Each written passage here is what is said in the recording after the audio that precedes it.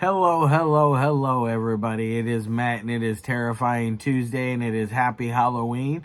And first and foremost, before I roll on to any of that, I want to wish each and every one of you a great morning, evening, dawn, day, or dusk, all that lovely stuff, because life really is too short as is.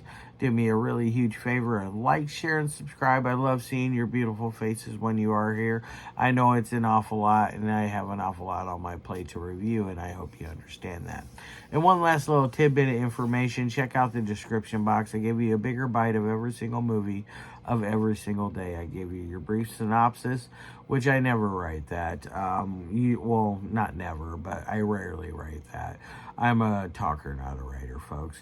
I give you your starring cast, your director, your runtime of the cut I am watching, along with a link for a trailer, a link for where you can purchase this bad boy, and if you decide you can help support the channel and toss me a couple of bucks, and that would be greatly appreciated. Now that I got all that out of the way, let's roll on to the film of the day. And today's came out back in 2020, and it is none other than Thingz, with a Z, Thingz, the Joe Sherlock classic. Like I said, this came out back in 2020. It runs at about an hour and 14 minutes. It's not rated as usual with Joe Sherlock films. It is full of a bevy of buxom-boobed ladies.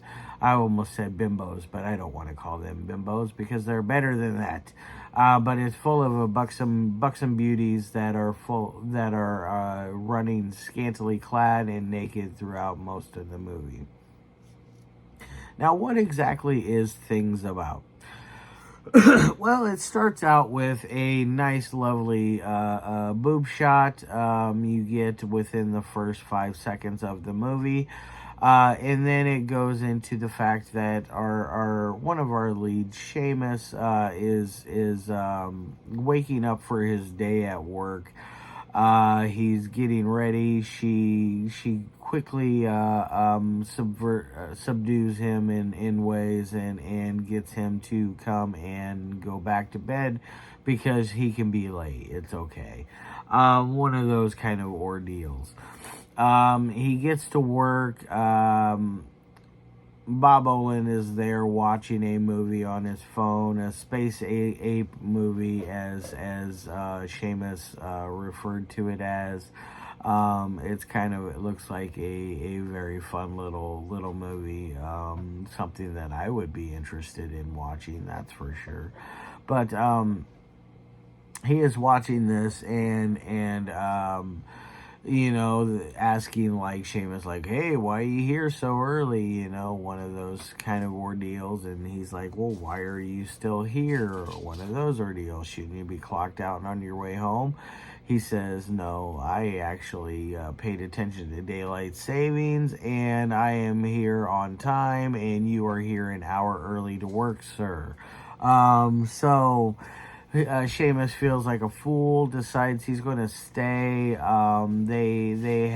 They decide to start sharing stories.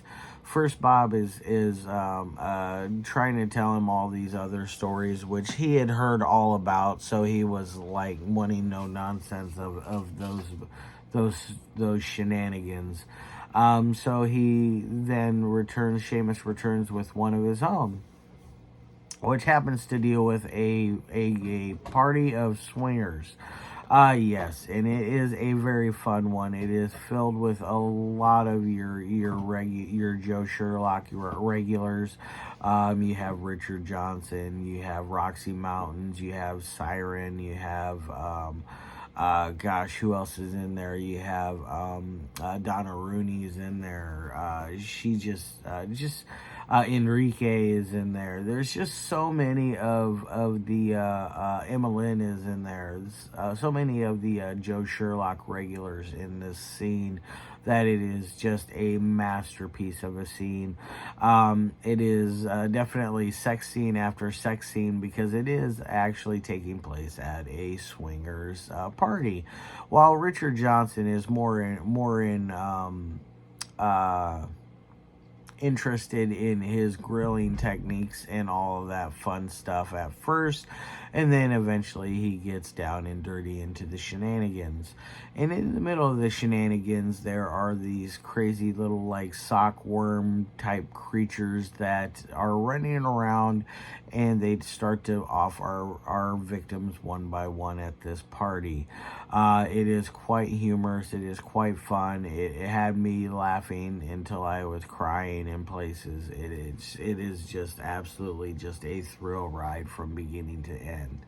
And then in turn, Bob returns with another story, and in this story, it happens to do with what did story number 2 do with? I forget exactly, but he eventually goes home after his shift, and his story basically is about how his sister has died in a horrible space exploration type accident.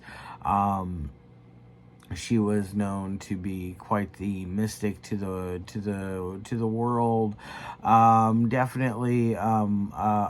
Before I roll on to that, now I remember what story number 2 was. Story number 2 starred Jackie Neyman Jones. And Jackie Neyman Jones and Dale Wilson were both in a horrible motorcycle accident, and in turn, she has people coming and taking care of her. In the process of things during the accident, recovery, in surgery, she was used for a special type of treatment. The treatment that went horribly south, and Jackie Neyman Jones's character is now killing people left and right. She is biting them and basically drinking on their blood, eating on their flesh type of ordeal, killing them. It is a fun story. Not my favorite out of the 3. My favorite happens to be the 3rd story, which was where I was going with Bob. His sister, played by Tonjia Atomic, happened to have died in a horrible space exploration accident. She is kind of a psychic medium type of person that can see between realms. A lot of people come to her for spiritual and advice along those kinds of things, for things that not a normal advisor would give, things of that nature. And she keeps and Bob keeps having these weird visions that they're there to take it, don't let them have it. He is cleaning up things in her house, and he is visited by a family friend, and they go and have a coffee and a talk, and it's a fun, just a great little conversation, a very believable conversation. I feel like both of them have great chemistry in this scene. And then you find out later that he's having more of these visions, and she is involved in these visions as well, in his dreams. And then eventually what happens is one night, while he is cleaning, he finds he knocks a little like picture frame behind a bookshelf, a smaller bookshelf, and he is looking behind there, and he sees that there is a door handle. So he moves the bookshelf out of the way, and he finds a tiny little door that goes into a tiny little crawl space. And in that crawl space are all kinds of little things. There's a baseball. There's a little like gem-looking thing. Some other things, and he eventually comes across this object that is wrapped in foil. And when when he opens the package of the wrapped foil, it is this space looking rock, or it looks like just a normal looking rock to you or I, but it is some sort of artifact, and he is told not to give it back. And it go on, and lo and behold, he is eventually contacted by aliens, and they want their object back. Very fun story, very cool. I can't believe I almost skipped over the Jackie Neyman Jones segment. I feel horrible for that because it is a fun segment. It just happens to be my least favorite segment out of the three. I feel that the final segment is the best, and the first segment, the orgy segment, is absolutely hilarious. Everything about it is just perfect Joe Sherlock schlock. It is B movie cinema at its finest. And on to the three things that I like my movies to meet. Joe always meets everything with flying colors. Audio is great, crisp, clear, and clean. There's never a moment where you don't understand what a character is what they're saying, or what they're being told. You understand everything 100%. So it gets an A+ on audio. Dialogue is always where the funnest parts are in a Joe Sherlock film, because you just never know exactly what you're going to get, what's going to be said, who's going to be naked, and who's going to be involved in said naked scenes. All I can say is that you will get an assortment of Joe Sherlock regulars in all of his films. He likes to use a lot of the same people over and over and over again, and I absolutely like that. I feel like it adds an extra little bit of seasoning to his films. It definitely doesn't overcook them. It cooks them to a nice fine prime taste.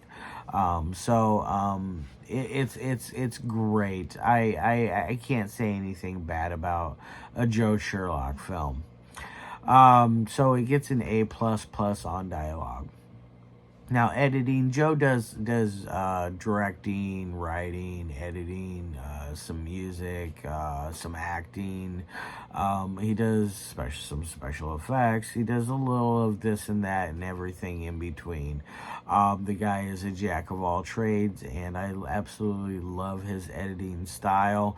He knows how to cut together his films with ease, even when he does try to throw curves at the viewer and go different directions with things.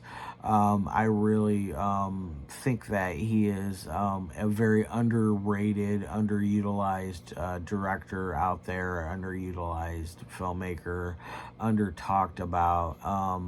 He definitely deserves a spot in B movie legend cinema, just because of all the great things that he has added to the genre itself. The guy is a phenomenal director, great writer, great editor, great just every all around filmmaker. I can't say anything bad about Joe Sherlock. The guy is just the bee's knees, you know. I just love his shit, you know. He's anytime I have something coming up from him, I'm always excited and ready to watch and review.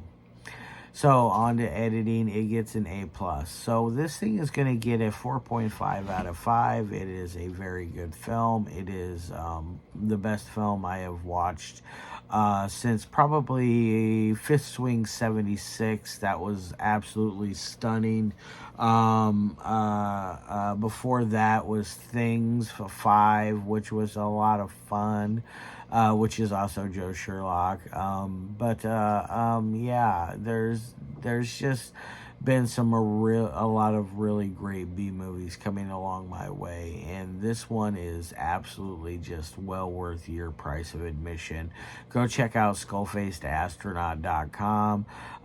You can get it over there for sale. I believe it's also there for streaming. I'm not 100%. Either way, you can get your hands on a copy from them through there. It is well worth it. it. I'm personally thinking about saving up to buy the Thingz box set from MakeAFlix.com because it has the 3 Joe Sherlock Thingz films that he has made in it, along with all the other sequels, which is absolutely fun and cool. So now on to the 1 through 5 scale. Like I said, I'm gonna give this thing a 4.5 out of 5. I can't believe I just repeated myself. I do that a lot though. But anyways, I'm gonna get the hell out of here. I hope you guys have a fantastic rest of your day. Have a fantastic Halloween.